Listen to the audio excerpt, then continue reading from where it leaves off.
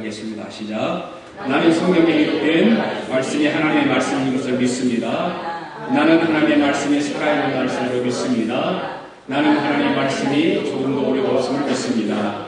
오늘도 하나님의 말씀을 배우면서 그 말씀을 깊이 묵상하고 마음에 받아들여 꼭 변화되기를 고백하며 이제 절대로 후회되지 않고 불멸한 영원한 하나님의 말씀을 듣게 될 것인데 하나님의 말씀을 통하여 반드시 나의 삶이 변화될 것을 예수님의 이름으로 고백하며 다짐합니다. 아멘. 앉으시면서 인사하십시오. 주의 사랑으로 사랑합니다. 함께 예배드려서 반갑습니다.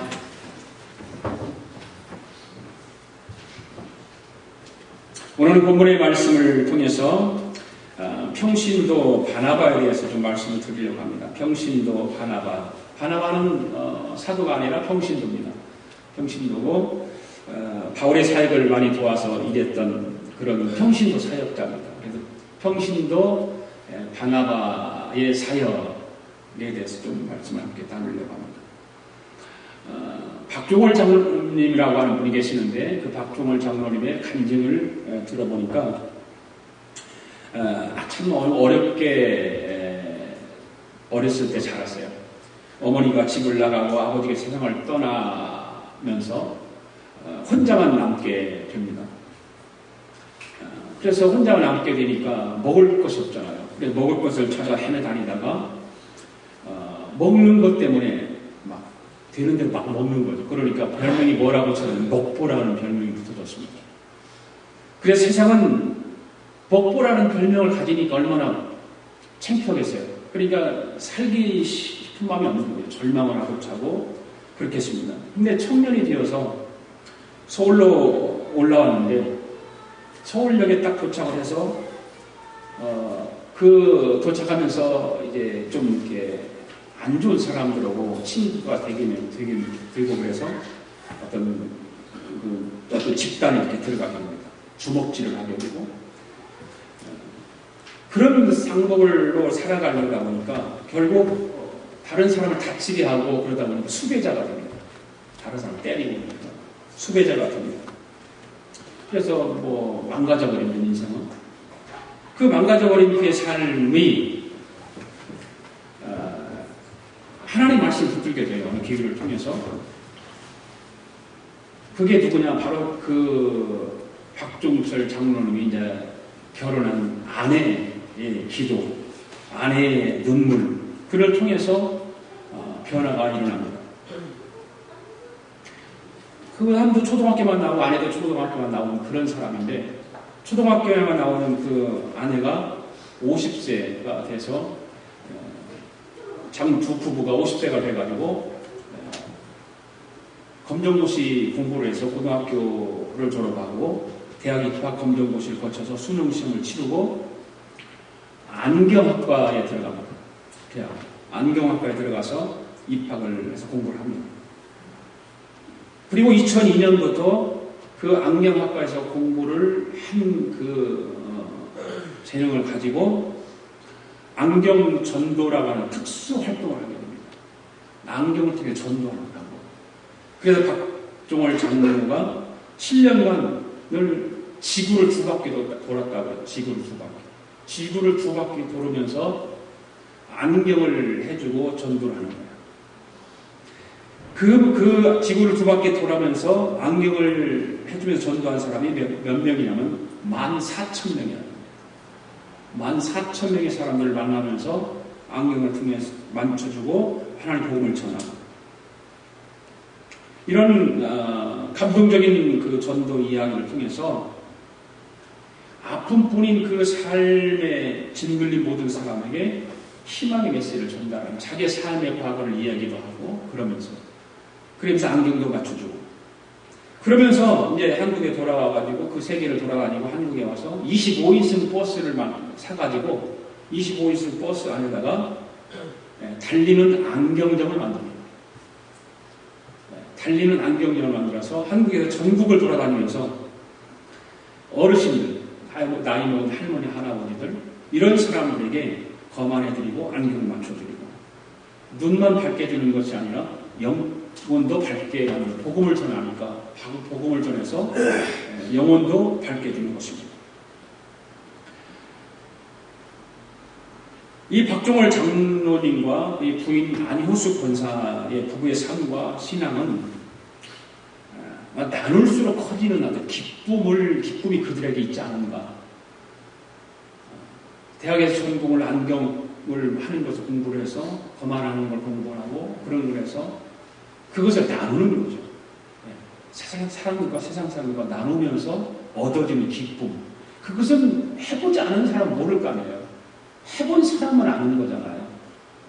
나누는 기쁨이라고 하는 것은 나눠본 사람만 얻을 수 있는 기쁨이죠. 그래서 박 장로님은 이런 고백을 합니다. 예수님을 만나고 일어난 가장 큰 변화는 내 삶이 나를 위한 삶에서 주님과 이웃을 위한 삶으로 바뀌었다. 예수님을 만나는 사람들의 대부분의 고백들이 이런 고백이죠. 진짜 예수님을 만난 사람들의 고백입니다. 저는 이 간증을 들으면서 참 마음이 어떤 찔림도 있고 참 부족함도 많고 나는 과연 예수님을 만났다고 말을 하지만 나는 예수님을 위해서 얼마만큼 살고 있는가. 아직도 내 삶을 위해서 살아가고 있지 않는가. 참 부끄럽더라고요. 평신도인 장로라고 하는 사람은 자기가 대학의 전공학을 가지고 정말 자기 자랑으로 자기 돈을 다 투자를 해서 세계를 지구를 두 바퀴 돌면서 14,000명이라는 사람을 만나고 복음을 전했고 또 25인승의 버스를 만들어가지고 거기다가 안경점을 만들어서 전국을 돌아다니는 노인들을 향해서 안경을 맞춰주고 복음을 전하는 그 일을 하는데 나는 뭔가 참 이런 간증을 들으면서 참 하나님한테 죄송스럽고 부족하다고 하는 것을 깨닫습니다. 하나님은 그런 것 같아요. 한 사람의 평신도 사역자를 통해서 14,000명이라고 하는 아름다운 섬김을 받고 복음을 듣는다는 거죠. 한 사람의 평신도 사역자가 를 하나님이 들어쓰시면 그 수많은 사람들이 복음을 듣는다는 거예요. 어찌 그러한 평신도 사역을 우리는 하찮다고 말할 수 없는 거예요. 교역자들보다 훨씬 더 많은 사역을 한다는 것을 다 알고 있어요. 목사들도 다 알고 있어요. 복음을 듣고 변화된 평신도 사역자들을 통해서 하나님은 지금도 이 세상을 바꿔가고 계신다는 사실입니다. 평신도라고 하는 이름은 히라보로는 라오스라고 하는 말인데 하나님의 백성이라는 그런 뜻입니다. 하나님의 백성. 구약에서는 제사장이라든지 어떤 그런 것을 통해서 백성이 계급이 있었잖아요. 그런데 신약시대에 와서는 성직자와 평신도 두 직분밖에 없어요. 목사가 교회를 향해서 파송된 성직자라면 평신도는 세상을 향해 파송된 성직자입니다. 그러니까 목사와 평신도는 그게 다른 거예요. 목사는 교회를 치리하는 성직자고 평신도는 세상을 향해서 파송된 성직자거든. 이 시대는 평신도 사역이 어렵기보다 절실한 때입니다. 그래서 교회마다 평신도를 중심으로 사역팀을 만들어서 구성을 하고 교회를 더 힘차게 세워가는 것입니다. 목사 혼자서 하는 것이 아니라 평신도들이 중심이 되어서 평신도들이 선교도 단체로 해서 나가고 선교 일을 감당하고 전도팀도 구성해서 나가고 그렇게 하는 거죠. 평신도가 일꾼이 되는 교회가 되어야 되는 것입니다. 평신도 사역이 왕성한 교회가 되어야 되는 것입니다. 평신도가 중요한 이유가 무엇이냐면 평신도는 그렇잖아요. 광범위한 삶의 현장에서 다양한 사람들을 만나고 다양한 직종의 사람들을 대하잖아요. 목사는요 그럴 수가 없어요. 교회 안에서 성도들을 관리하고 성도를 치료하기만 바쁘지 세상 사람들을 만날 기회가 별로 없습니다. 사실은. 우리가 세상 사람들은 목사를 만나기가 꺼려내 또. 왜? 부담스러우니까. 초대교회를 살펴보면 사도들의 역할도 컸지만 평신도의 역할도 엄청나게 컸다는 사실이에요. 그래서 교회는 1%의 교역자와 99%의 평신도가 존재한다는 걸 알아야 돼요. 그럼 1% 교역자가 더 많은 일을 할 수 있겠습니까? 아니면 99% 평신도가 더 많은 일을 할 수 있겠습니까? 훨씬 더 평신도들이 사역을 더 많이 할 수 있는 거예요. 그래서 평신도들이 깨어 일어나서 세상을 복음화시켜 나가는 그런 십자가 분명이 되어지는 거죠. 그런데 가만히 보면 물론 뭐 평신도에 거의 일어나지만 미루는 거죠. 서로가 미루고 목사한테 책임을 미루고 물론 목사가 이제 거기에 대한 어떤 포인트 뭐 다 이렇게 정해주고 계획을 세우고 그래서 모든 것을 계획을 하지만 그래도 평신도들이 계획하는 것이 훨씬 더 좋아요. 그래서 그걸 종합해서 목사한테 같이 함께 의논해서 어떤 것이 좋은가 이런 것들이 굉장히 좋은 거예요. 목사 혼자의 머리는 그게 부족해요. 이 전도에 대해서 평신도 사역에 대해서 오늘 본문에 오면은 바울의 얘기가 나오잖아요. 바울의 얘기가 나오고 또 바나바 얘기가 나와요. 그래서 사울이라고 하는 사람은 다메섹으로 예수님을 믿는 자들을 잡으려 가다가 거기서 부활하신 예수님을 만납니다. 그래서 예수님을 증거하는 자가 됩니다. 사울은 예수님 원래 핍박하던 사람입니다. 그 핍박하던 자가 도리어 예수님을 전하게 될 때에 유대교에 핍박하던 자들이 어떻게 하겠어요? 유대교에 있는 사람들이 가만히 두겠습니까? 절대 가만히 두지 않죠. 그래서 사울이 그들의 핍박을 피해서 다메섹으로 도망을 쳐서 하나님의 사역을 준비하기 시작합니다. 사도들에게 예수님의 부르심을 받았음을 이야기했지만 사도들은 믿지 않습니다. 언제까지 핍박자로서 스데반을 죽인 자가 예수님을 믿는다고 하니까 주겠어요? 안 믿어주죠. 그렇잖아요. 어제까지만 해도 예수 믿는 사람 막 죽이고 핍박하고 그러는 사람이 뭐 예수 믿으라고 복음을 전하니까 안 믿잖아요. 그때 누가 나서냐? 오늘 본문에서 나오는 바나바가 나서요. 바나바는 평신도입니다. 평신도가 나서서 사울이 하나님의 부름을 받았음을 증명해 줍니다. 사울로 인해서 오해를 받을 수 있었음에도 불구하고 사울을 정말 적극적으로 변호를 해줘요. 근데 어쩌면 엄청난 박해를 받을 가능성도 있고 매를 맞을 가능성도 있고 쫓겨날 가능성도 있고 엄청난 손해를 볼 수 있는 가능성이 참 많지만 이 바나바는 사울을 적극적으로 변호해줍니다. 그리고 사울을 교회로 인해서 교인들과 함께 교제하도록 그런 알선을 해주는 것입니다. 바로 바나바가 그 중재자 역할을 하게 되는 것이죠. 바나바의 그 중재로 사울은 사도들에게 소개가 됩니다. 다 소개. 사울이 바울 뒤에서 복음을 증거할 수 있는 기회가 바로 그때부터 시작됩니다. 그때부터. 그러므로 우리가 이 바나바를 본받아야 할 사역에 대해서 우리는 많은 공부를 해야 돼요. 그래 바나바 사역이라는 그런 성경 공부도 있어요. 바나바 사역. 바나바 성경 공부 있어요. 바나바라고 하는 사람은 평신도로서 그만큼 바울에게 큰 힘을 주었고 좋은 그 사역자였기 때문에 바나바 성경 공부가 굉장히 많이 교회들마다 그래서 하죠. 초대교회가 부흥했던 그 요인은 바로 바나바와 같은 평신도 사역자가 있었기 때문에 초대교회가 부흥이 있었다고 하는 것이죠. 그렇다면 우리가 성경을 찾아보면 평신도 바나바의 사역에 대해서 나오는데 평신도 바나바의 사역은 어떤 사역을 했을까?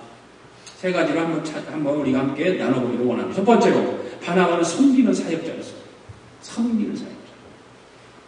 자, 27절 말씀 읽어볼까요? 시작. 바나바가 데리고 사도들에게 가서 그가 길에서 어떻게 주를 보았는지와 주께서 그에게 말씀하신 일과 다마섹에서 그가 어떻게 예수의 이름으로 담대히 말하였는지를 전하니라. 아멘.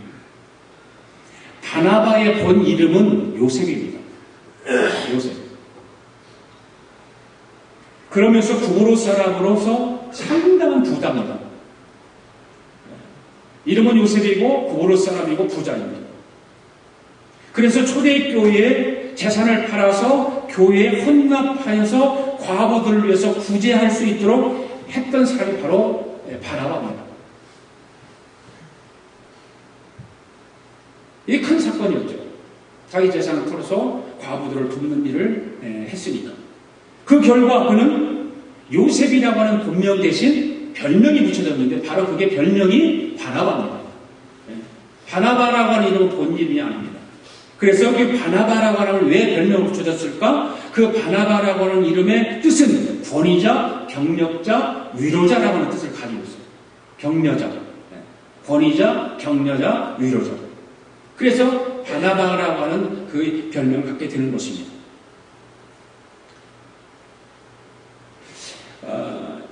감리교의 창시자인 요한 웨슬레 목사님의 이야기는 우리 잘 많이들 알죠. 요한 웨슬레 목사님은 워낙 유명하시고 좋은 선교 일을 많이 하셨던 분입니다.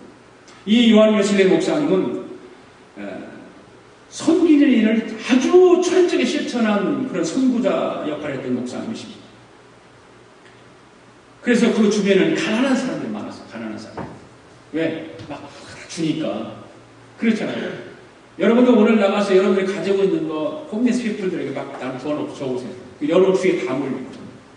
우리 교회가 그 일을 해보세요. 그리고 우리 교회 주일마다 홈리스 피플 다 몰려요. 그래 이 요한 웨슬레 목사님 그 일을 많이 했어요. 그들을 먹이고 입히고 치료하고 가르치는 것 바로 웨슬레 목사님이 생활이었어요.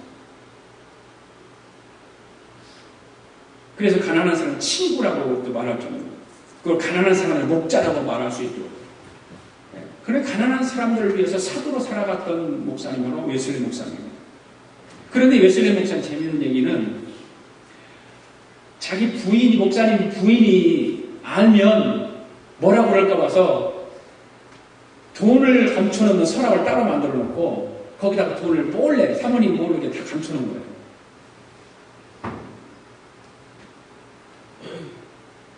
옛날이나 지금이나 사모님이 다 똑같은 것 같아요. 네. 목사님들 똑같은 것 같아요. 하여튼 그런 일을 하기 위해서 사모님 알면 뺏어가고 또 잔소리해서 그러니까 모르게 그렇게 비밀로 한 거죠. 그래서 항상 그 목사님이 감추던 서랍에는 돈이 준비되어 있었던 거죠. 또 웨슬레 목사는 의학을 공부하고 그래서 치료법을 연구하고 고통받는 병자들을 구하려고 노력했고 특히 돈이 없어서 병원에 못 가는 사람을 찾아가서 병을 진단하고 치료를 시도했던 그런 목사님입니다. 그래서 예수님이 가는 곳마다 언제나 가난한 사람들, 장애인들, 병자들, 어린이들과 과부들과 같은 그 소외계층 사람들과의 그런 달이 있기 때문에 그 사람들이 많이 따랐잖아요. 그랬던 마찬가지로 웨슬레 목사님 경우도 그랬다는 거예요. 그래서 섬기는 일을 참 많이 감당했던 목사님이 바로 웨슬레 목사입니다. 오늘 우리는 종의 자세를 가지고 주님의 교회를 제대로 섬기고 있는가? 한번 우리 생각해봐요. 우리는 다 모두가 다 잘 섬기는 사람들이니까 그래도 한번 내가 섬긴다고 하는데 내가 정말 온전하게 섬기고 있는가? 거듭난 성도들은 주님께 대한 믿음을 고백할 때 예수님을 주인으로 모시고 주의 뜻대로 살겠다고 다짐을 하잖아요. 그렇잖아요. 거듭난 사람들은 성령 체험하라고 예수님을 구세주로 모시고 살아가는 사람은 그런 고백들을 하잖아요. 그리고 기도할 때도 찬송할 때도 어떤 형편이든지 불평하거나 자랑하지 않고 어떻게 하면 주님을 더 섬기고 그런 것을 우리가 기도하고 찬송도 하고 하죠. 그리고 최선을 다하고 합니다.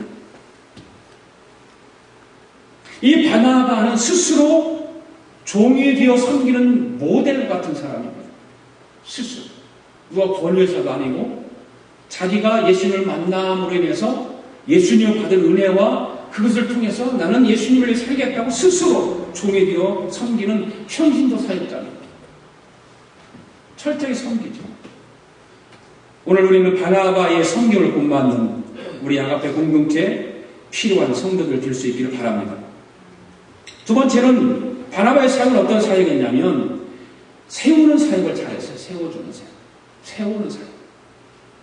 사도행전 11장 25절 26절 말씀 한번 읽어볼까요? 시작. 바나바가 사울을 찾으려 다소에 가서 만남에 안디옥에 데려와서 둘이 교회에 1년간 모여 있어 그 무리를 가르쳤고 제자들이 안디옥에서 비로소 그리스도의 일화 일컬음을 받게 되었더라. 아멘. 바나바와 바울 두 사람 중에 예수님을 누가 먼저 만났을까요? 당연히 바나바가 먼저 만났죠. 네. 복음에 앞선 사람이 바나바입니다. 먼저 예수 믿은 사람이 예수를 만난 사람이 바나바입니다. 바나바는 그것뿐만 아닙니다. 교회의 모든 일에도 바울보다 앞섰어요. 직분에 있어서도 바울보다 앞선 사람입니다. 선교에 있어서도 바울보다 앞선 사람입니다. 바나바라고 하는 사람은 긍휼력일 줄 아는 사람이었고 다른 사람들을 위로해주고 격려해주는 세워주는 일을 자주 잘했던 사람이에요. 그래서 성경에 바나바와 같은 평신도가 없어요. 정말 바나바와 같은 평신도가 우리는 모델로 삼고 평소 생활을 해야 되는 거예요. 그런데 바나바는 그런 사역을 하면서 조금도 자신을 알아주기를 원치 않았어요. 기대하지도 않았어요. 그거를 성경에 보면 바나바에 대해서 얘기를 이렇게 읽어보고 성경을 보면 그런 적이 한 군데도 없어요. 자신이 나서기보다 다른 사람을 세워주고, 네. 다른 사람을 자꾸 세워주는 거예요. 그리고 자기를 더 빛나려고 하는 거냐, 그 사람을 세워서 그 사람을 빛내게 해주는 거예요. 이게 바나바 평신도의 사역에 아주 훌륭한 점들이죠. 그래서 자신이 가르쳐서 복음을 전하는 사람들로 하여금 그들에게 복음을 전하도록 해주는 거예요. 귀한 일이죠. 우리 아가페 교회 성도 여러분들은 복음에 앞서는 사람들이 되기를 원합니다. 선교에 앞서는 사람들이 되기를 원하고 여러분이 직분에 앞서는 사람들이 되기를 원합니다. 1892년 동유럽의 한 마을에서 소년이 태어났습니다. 이 소년이 성당에서 신부를 도와서 성만찬 포도주 잔을 들고 있다가 실수로 포도주를 떨어뜨렸어요. 바닥에 쏟았어요. 이것을 본 신부가 화를 벌컥 내면서 뺨을 막 때리치면서 이 칠칠한 이것도 제대로 붙들고 있지 못하냐 막 야단쳤습니다.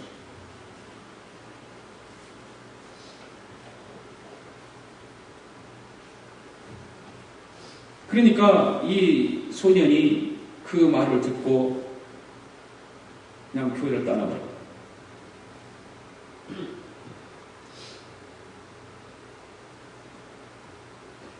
소년이 떠나버린 소년이 세상에 나가서 뭐가 됐을까? 여러분들이 잘 아는 공산주의자가 되었죠. 바로 유고의 독재자가 된 티투라고 하는 사람. 신부의 그 책망한 소리 때문에 자기는 유고 나라의 독재자 티투라고 하는 사람이 됩니다. 독재자, 유명한 독재자. 또 한 사건은 1895년 미국 일리노이에서 한 소년이 태어났습니다. 이 소년도 어렸을 때로 신부의 그 일을 도와서 성만찬식을 똑같이 했는데 똑같이 잔을 또 포도주를 떨어뜨렸습니다. 이것을 본 신부가 그 소년에게 괜찮아. 나도 어렸을 때 그런 실수한 적이 있어. 다음에 너 잘할 거야. 너는 앞으로 커서 훌륭한 신부가 될 거야. 라고 그렇게 또 잘못을 했음에도 불구하고 격려해주고 칭찬해 줬어요. 따뜻한 격려를 해준 것입니다. 이 소년이 나중에 커서 미국인들로부터 존경을 받는 신부가 되었죠.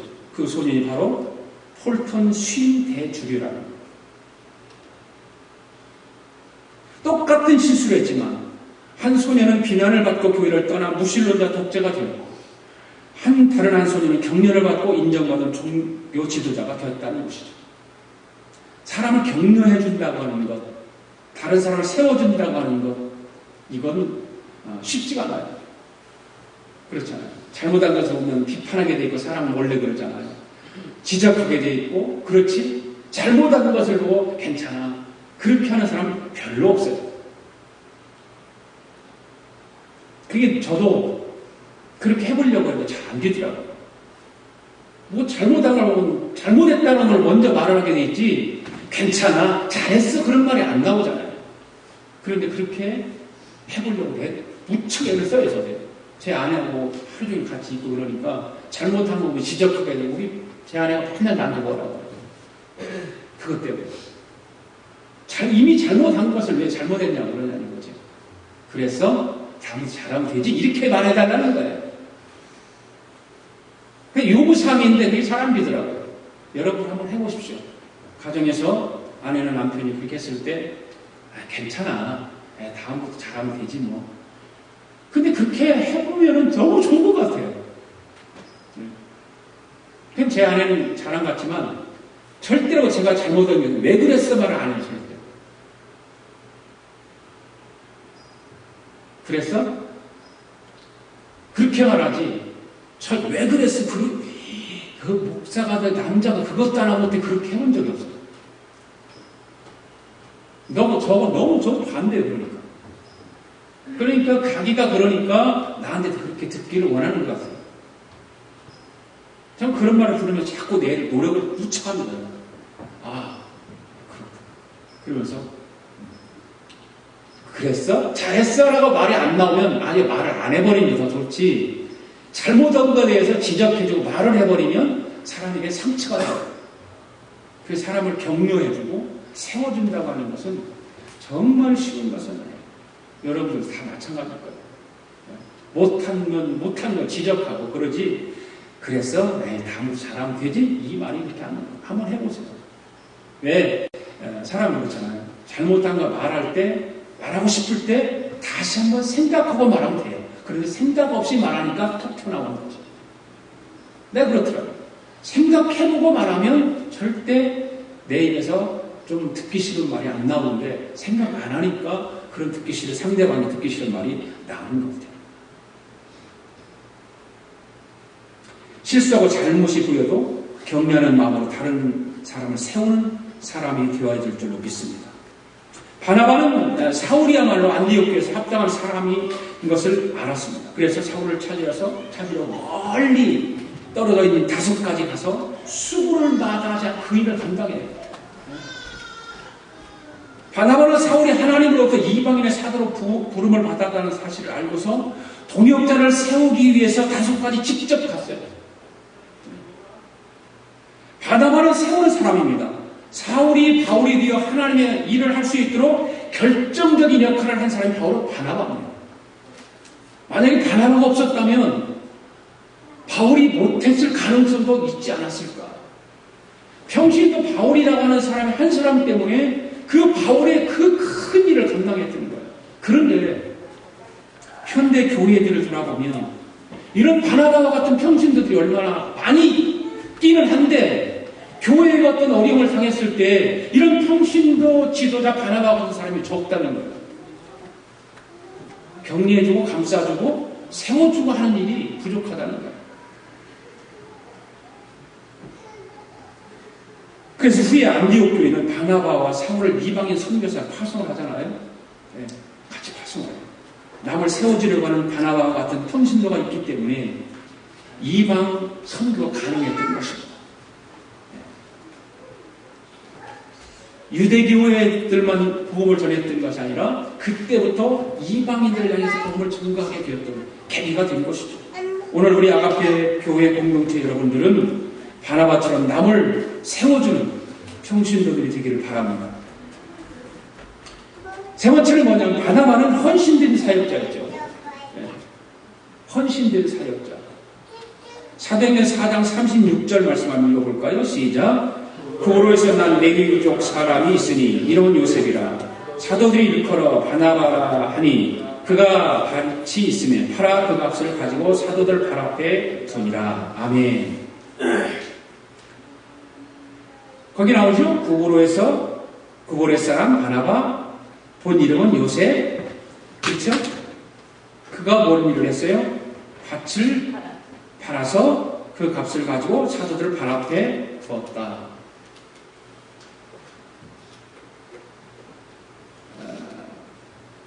마가의 부친이 바나바의 형일 것이다라고 하는 사람이 있어요. 마가의 부친이 바나바의 형일 것이다. 왜 그러냐면 마가의 부친이 상당한 재력가였거든요. 뿐만 아니라 바나바 자신도 밭을 팔아서 교회에 바치는 것을 보면 바나바 역시 상당한 재산을 가진 사람이었다고 합니다. 아까 서두에 말씀드렸듯이 오늘 여기 4장 36절의 말씀을 이렇게 근거로 해서 자기 밭을 팔아서 사도를 발 앞에 내려놓는 거 보면 상당한 재력이 있었을 것이다. 그런데 그들의 재력이 어느 정도였는가 보다 더 중요한 것은 뭐냐면 그들의 재산을 주님의 교회와 복음을 위해서 헌신했다는 거죠. 많고 적은 것이 아니라 주님을 위해서 자기 가진 것을 가지고 헌신했다는 거죠. 중요한 거죠. 이 바나바라고 하는 사람은 120명이 들어갈 수 있는 다락방을 최초의 예배당으로 드렸고 또 누구보다도 먼저 자신의 토지를 팔아서 교회에 바친 것 바로 바나바의 헌신 때문이었던 거죠. 요즘도 자기 재산을 팔아서 교회를 짓는 사람도 있고 그저 해외에 나가 선교사들이 가서 해외에 나가서 교회도 지어주고 이런 사람들 상당히 많죠. 상당히 많죠. 어느 공산주의가 이런 말을 했다고 해요. 나는 기독교인들을 경멸한다.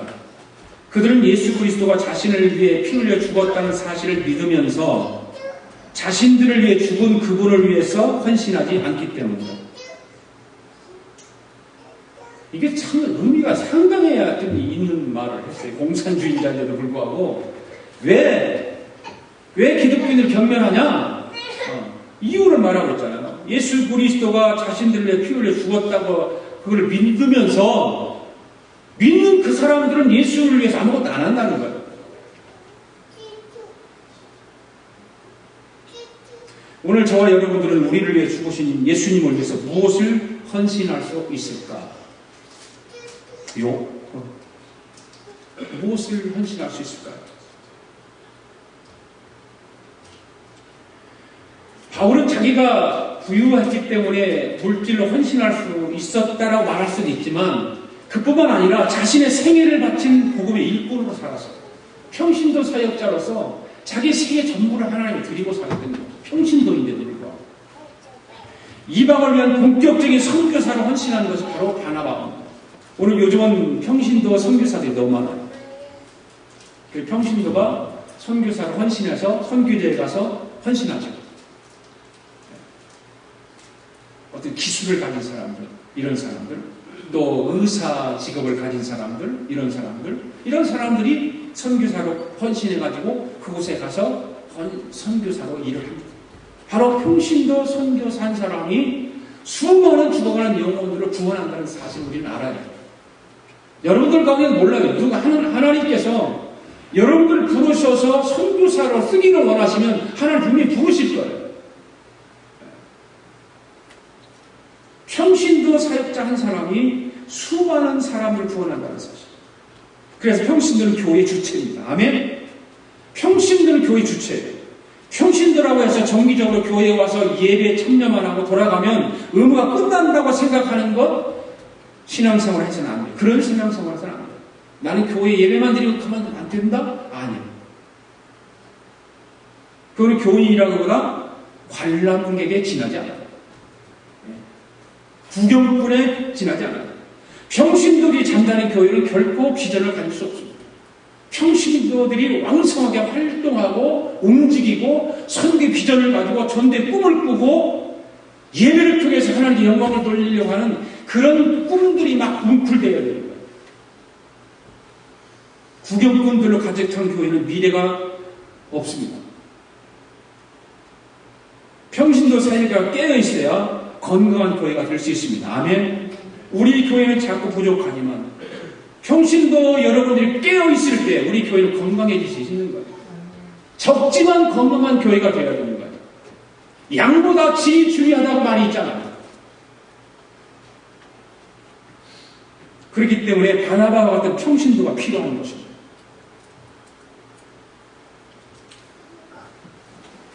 오늘 우리 아가페 교회 성도들은 되기를 바랍니다. 남을 세워주는 평신도들이 바라고, 그리고 헌신하는 평신도들이 되어서 교회가 부흥되고 하나님의 나라가 왕성해지는 그런 성도들, 내 사역이 될 수 있기를 주님의 이름으로 축복합니다. 기도하겠습니다. 하나님 아버지 감사합니다. 오늘도 귀하신 주님의 말씀으로 우리를 깨우쳐 주시고 은혜를 주심을 감사합니다. 평신도 바나바와 같이 섬기는 사역자로, 다른 사람을 세워주는 사역자로, 주님을 위해 헌신을 다하는 오늘 우리의 사역이 되도록 성령님께서 우리 모두에게 능력을 더하여 주옵소서. 평신도들로 하여금 복음이 더 많이 전해지게 하시고 선교의 사명을 더 잘 감당하는 이 시대에 쓰임받는 성도들 되도록 은혜를 더하여 주시옵소서. 감사합니다. 예수님의 이름으로 기도드립니다. 아멘. 다 일어나셔서 찬양하겠습니다.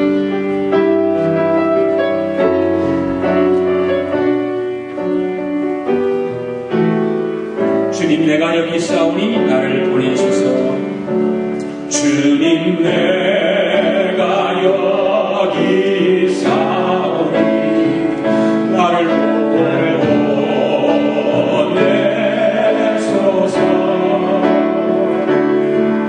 나의 맘 나의 몸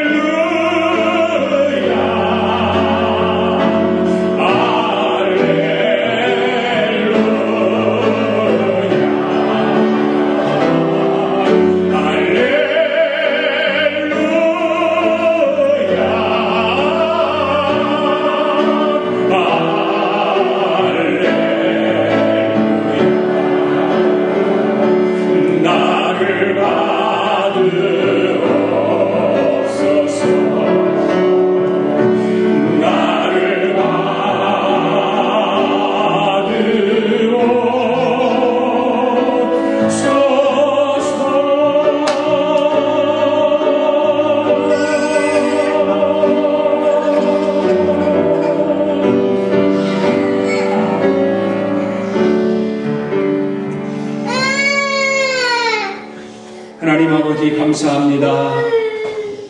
오늘 주님 전에 빈손으로 오지 아니하고 하나님 앞에 나오면서 예물을 봉을 올렸습니다. 11조 예물을 올려드렸습니다. 감사 예물을 올려드렸습니다. 선교 예물을 올려드렸습니다. 1,000번 예물을 올려드렸습니다. 마음의 소원을 물질에 담아 올려드렸습니다. 오 주여, 사랑하는 성도들이 드린 이 귀한 예물을 받아 주옵소서. 하나님의 나라가 전하여지는 곳에, 하나님의 교회가 세워지는 곳에 하나님께서 영광 받으시고 이 밀주를 복되게 하여 주시옵소서. 사랑하는 성도들 가정가정의 주의 은혜와 복이 임하게 하시고, 사랑하는 성도들의 경영하는 기업들이 복이 임하게 하시고, 직장에 복을 허락하여 주시고, 모든 삶의 은혜가 넘치도록 은총을 더하여 주시옵소서. 어린아이들에게 건강에 잘 자라도록 지혜와 은혜를 더하여 주셔서 하나님의 축복이 가정마다 임하도록 은총을 더하여 주시옵소서. 하나님 예물이 30배, 60배, 100배의 결실을 맺어서 잡아는 많은 죽어가는 영혼들을 구원하는 그 도구에 사용되도록 축복하여 주시옵소서. 지금은 우리 주 예수 그리스도의 은혜와 하나님 아버지의 극진하신 사랑과 성령님의 감동 감화 충만하신 역사가 오늘도 평신도 바나바와 같이 귀한 사역을 감당하기로 다짐하고 돌아가는 사랑하는 성도들 머리 우애와 성도들의 가정과 직장과 경영하는 기업 우애와 우리가 살고 있는 이 미합중국과 하나밖에 없는 우리 조국 우애와 주의 이름으로 모인 교회 우애 지금으로부터 영원토록 함께 하시기를 예수님의 이름으로 축원하옵나이다. 아멘.